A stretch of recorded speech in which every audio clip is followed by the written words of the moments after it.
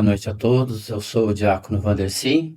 Estou aqui servindo a catedral já há 3 anos. Sou diácono há 14 anos. Sou casado, 3 filhos, 6 netos e uma bisneta. Sou aposentado. Atualmente, hoje, trabalho como voluntário na Mitra, cuidando do Ossuário São Dimas e do Cemitério Horto da Paz. E é com alegria que eu venho atender esse convite de me participar, ajudar na formação bíblica da comunidade Caminho do Discípulo, através da Escola de Formação Integral e Permanente, Talmidim. E o que vamos passar hoje, que eu vou tentar passar para vocês, é exatamente a interpretação da Bíblia na igreja. Esse é um documento da Pontifícia Comissão Bíblica, e com o intuito sim, de ajudar a fazer as leituras devidas interpretações da Bíblia, né? Esse é o sentido. Então eu quero falar um pouquinho antes, colocando no contexto aquilo que é necessário para a gente entender e fazer uma boa leitura da Bíblia. Esse é até entrar firmemente nos propósitos desse documento. Então, a fundamentação bíblica desse documento está exatamente na 2 Pedro, de 19 a 21, que diz assim: assim demos ainda maior crédito à palavra dos profetas, a qual fazeis bem em atender como a uma lâmpada que brilha em lugar tenebroso, até que desponte o dia e a estrela da manhã se levante em vossos corações. Antes de tudo, sabei que nenhuma profecia da Escritura é de interpretação pessoal, porque jamais uma profecia foi proferida por efeito de uma vontade humana. Homens, inspirados pelo Espírito Santo, falaram da parte de Deus. Então, nessa fundamentação bíblica, a gente pode ter esse sentido de que a Bíblia ela é um conjunto das passagens inspiradas por Deus, e que o Antigo Testamento, então, é como ele diz, é aquilo que vai dar um sentido até chegar à vinda, né? Chegar Jesus no cenário e então começar a trabalhar, e nesse sentido de nos moldar para um novo saber. Também é bom a gente saber, né? O livro fala sobre a Pontifícia Comissão Bíblica, que é a que elaborou o documento. Quem é essa comissão? Ela foi instituída pelo Papa Leão XIII, a partir da Carta Apostólica Vigilante Studiec, quer dizer estudo e vigilância, de 30 de outubro de 1902. Olha só, é uma coisa que foi instituída já há um bom tempo. O Sumo Pontífice atribuiu à nova instituição, né, à comissão, uma tríplice tarefa. Quais elas? Primeira, de promover eficazmente entre os católicos o estudo bíblico. Segundo, contrastar com o meio científico as opiniões erradas em matéria de Sagrada Escritura. E terceiro, estudar e iluminar questões debatidas e problemas emergentes em campos bíblicos. Então, essa é a grande missão dessa comissão. Também temos que ter, para no nosso contexto de leitura da Bíblia, a saber que existe um tripé que sustenta a fé e a doutrina, e a saber, é a palavra de Deus, a tradição e o magistério. Então, podemos dizer, a palavra de Deus é a Bíblia, o que contém, né, todo no pacote bíblico, que contém a narrativa da história da salvação, desde Adão até a vinda de Jesus. Isso forma, então, a palavra de Deus. A tradição é a transmissão viva da fé, que inclui tanto a Sagrada Escritura quanto os ensinamentos e práticas transmitidos oralmente, garantindo a mensagem de Cristo. E, por último, o magistério é a autoridade de ensino confiada aos bispos em comunhão com o Papa, na interpretação, no discernimento e na fidelidade da palavra de Deus. A relação, é bom a gente saber, a relação entre palavra de Deus, tradição e magistério forma um todo indissociável, um tripé que sustenta a fé católica. Então, a gente ter em mente que a tradição e a escritura constituem um único depósito sagrado da palavra de Deus confiada à igreja. E o magistério aí não é independente. deve interpretar e ensinar com base neste depósito sagrado e assim garantir a unidade e a fidelidade da fé, protegendo-a de interpretações errôneas e garantindo a sua transmissão autêntica. Também é bom a gente saber a Bíblia, às vezes a gente pega uma Bíblia e acha, nossa, é tão bonito, como se surgiu isso, como se Deus fizesse cair isso do céu. Não, né?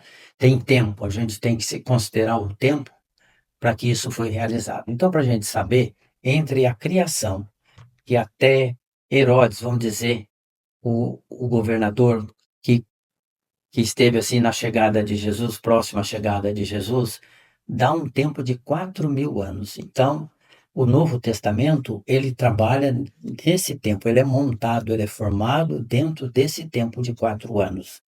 Então, dentro desse aí, nós temos a criação, temos o dilúvio, temos a aliança de Abraão, temos Moisés sendo inserido na, no sentido de resgatar o povo, de trabalhar.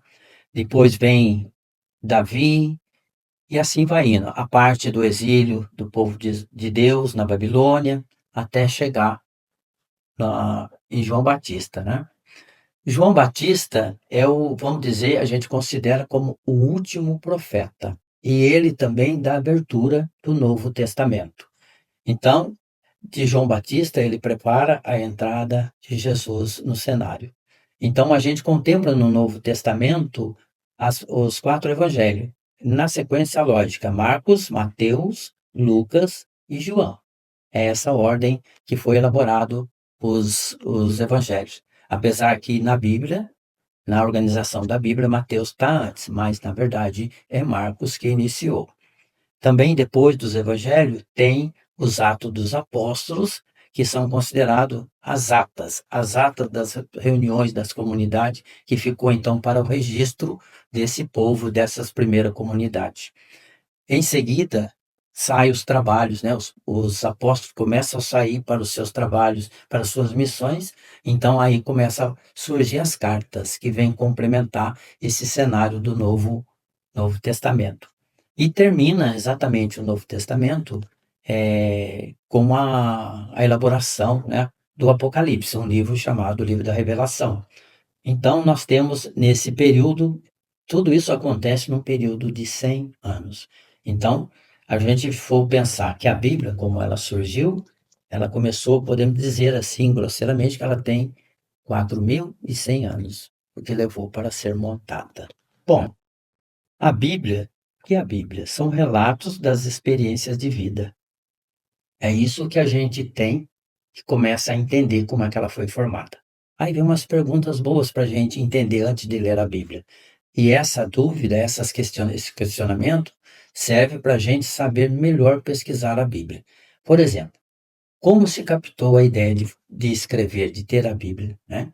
Pensando que a escrita surgiu no mundo quando? Né? Isso aí já é bom a gente ter em mente. Tem um tempo disso aí, a escrita não surgiu na criação. Como se formou a Bíblia? As ideias, os vínculos, os valores, né? Como é que chegaram-se no acordo de se colocar isso aí? E outra, quem escreveu? Quem que registrou? Quem que fez a propagação das ideias, né? Quem esteve lá para ver a criação, né? E para descrever. Então, tudo isso vai passar na nossa, pela nossa fé, de entender de como Deus trabalha e age na nossa vida e na vida do ser humano, na história do ser humano, né? Então, quem deu ordem, né? Alguém teve a iniciativa de escrever. Será que alguém incentivou o outro a escrever, né? São perguntas que cabe para a gente estar sempre se fazendo. Assim a gente vai valorizar o trabalho que é, né, a elaboração da Bíblia. Quem averigou? Será que teve alguém que isso que foi escrito não é verdade, ou poderia ser melhor, né? Será que houve isso? Né? Quem organizou a sequência? Tudo isso a gente acha que surgiu muito fácil, né? E não foi muitos anos. Quando se fala em 4.000 anos da história da salvação, são 4.000 anos onde se foi colocado de uma forma ordeira e que chegasse facilmente hoje nas nossas vidas, né? A Bíblia Católica, ela foi formada a partir, para a gente saber, ela foi formada a partir da tradução das escrituras sagradas do hebraico, do grego e aramaico, passando para o latim. Essa tradução foi realizada por São Jerônimo entre o final do século IV e início do século V. Olha quantos anos depois da própria ressurreição de Cristo. O quanto demorou para se formar, ter essa tradução e a Bíblia passar a ser um documento mais acessível àqueles, né, que não era acessível. Essa tradução, né, do hebraico, grego, aramaico para o latim recebeu o nome então de Vulgata e veio tornar-se então a Bíblia oficial católica só no Concílio de Trento, na Itália, entre os anos de 1545 e 1563. Então, para que tivesse consenso dentro da própria igreja, a Bíblia demorou mais esse tempo para se formar e chegar, então, no consenso de concílio, né, vamos dizer assim, que ela seria, então, o documento oficial da igreja. A Bíblia, então, como documento oficial, através do Concílio de Trento, ela foi, então, tomou a seguinte composição. No Antigo Testamento, ele é formado por 46 livros, sendo, né, divide-se em Pentateuco, livros históricos, livros proféticos e sapiensais e mais livros proféticos. O Pentateuco, também conhecido como Torá, Revelação Divina, são os 5 livros: Gênesis, Êxodo, Levítico, Números e Deuteronômio. Os livros históricos são Josué, Juízes, Ruth, 1 Samuel, 2 Samuel, 1 Reis, 2 Reis, 1 Crônica, 2 Crônicas, Esdras, Neemias, Tobia, Judite, Esther, Macabeus 1 e 2. Os livros poéticos e sapienciais são o livro de Jó, os Salmos, os Provérbios, Eclesiastes, Cântico dos Cânticos, Sabedoria e Eclesiástico. Os livros proféticos pega então os profetas Isaías, Jeremias, Lamentações, Baruque, Ezequiel, Daniel, Oséias, Joel, Amós, Obadias, Jonas, Miqueias, Naum, Abacuque, Safonias, Ageu, Zacarias e Malaquias. Então esse é o Antigo Testamento, 46 livros. Já os livros que compõem o Novo Testamento são 27, considerando os 4 evangelhos, Marcos, Mateus, Lucas e João, os Atos dos Apóstolos, que é um livro, as Epístolas Paulinas, que são 14, Romanos, 1 Coríntios, 2 Coríntios, Gálatas, Efésios, Filipenses, Colossenses, 1 e 2 Tessalonicenses, Timóteo 1 e 2, Tito, Filemão e Hebreu. Também tem as epístolas gerais, ou chamadas católicas, que são 7, que são elas: Tiago, Pedro 1 e 2, João 1, 2 e 3 e Judas. E encerra então com o Apocalipse, o livro da Revelação. Então, forma-se então mais esses 27 livros. Então, nós temos a nossa Bíblia Católica, 46 livros no Antigo Testamento e 27 livros no Novo Testamento, né? Então, quanto tempo levou-se para escrever e para fazer tudo isso aí? Precisou de muita sabedoria, muita inspiração de Deus. E quantas pessoas a gente pode imaginar que Deus usou para que chegasse nos seus devidos trabalhos, né? Se a gente for olhar na parte do Antigo Testamento, que teve, né, a dificuldade da própria escrita, né? Todo esse tempo foi necessário para amadurecer no próprio ser humano, a fim de que ele se capacitasse a então registrar aquilo que estava vivendo e, vamos dizer, sentindo e sendo inspirado. Não foi diferente com a vinda de Jesus, né? Jesus já traz uma nova concepção da palavra de Deus e tudo se reformula, e também precisa de mais pessoas, mais preparo. E imaginemos, tudo era feito em pergaminho, né? Em algo que era difícil acesso às pessoas. Então, tudo isso a gente tem que considerar. Não é esse conjunto bonito que a gente vê hoje. Tem suor, tem trabalho, tem dedicação. Aí vem a inspiração de Deus, né? Na introdução do livro, né, desse documento que a comissão então prepara para que a gente possa usar dele nas nossas leituras e assim abrindo nossa mente para os trabalhos e a interpretação melhor, diz assim: como hoje se responde às perguntas ou interpretações que se tem na Bíblia em todos os lugares do mundo. Como? Como hoje se responde? Lembrando que esse livro aqui é uma edição de 1994. Ele é antigo, mas dentro da igreja nada é antigo, tudo é coisa que está sempre fluindo. Nós lembramos que o Vaticano II terminou em 65, e a partir de 65 é que a Bíblia começou a chegar mais na mão do católico. Então, esse livro, apesar de ser de 94, ele ainda dá base para nossas leituras e interpretação da Bíblia.